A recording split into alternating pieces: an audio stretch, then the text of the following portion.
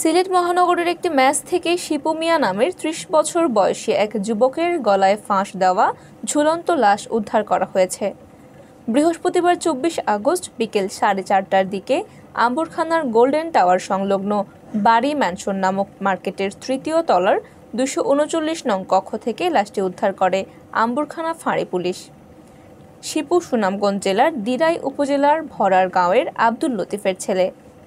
লাশ উদ্ধারের বিষয়টি সিলেট ভিউকে নিশ্চিত করেছেন আম্বরখানা ফাঁড়ির ইনচার্জ এসআই মফিজ উদ্দিন। তিনি বলেন, স্থানীয়দের দেওয়া খবরের ভিত্তিতে আমরা এসে লাশটি উদ্ধার করি। সিলিং ফ্যানের সঙ্গে রশির মাধ্যমে ফাঁস দেওয়া অবস্থায় লাশটি ঝুলন্ত ছিল। প্রাথমিক অবস্থায় মনে হচ্ছে এটি আত্মহত্যা। লাশের ময়নাতদন্ত হবে। এর রিপোর্ট হাতে পেলে ও তদন্ত সাপেক্ষে বিস্তারিত বলা যাবে। সম্পর্কে বাড়ি থাকতো, সে মনে হয় সকালে গেছে, তার কাজে গেছে। পরবর্তীতে সে দুপুরে যখন আসছে এখানে দরজা ভিতর দেখে লাগানো। সে বলছে যে ডিপ্রেশনে ছিল, অনেকদিন যাবৎ বিভিন্ন তার কেরিয়ার নিয়ে হতাশায় আছে, এর জন্য সে ফাঁস লাগতে পারে। আমার পুত্রা ছেলেটা এখানে আসছে বিদেশ দেওয়ার জন্য ITS করতে আসছে।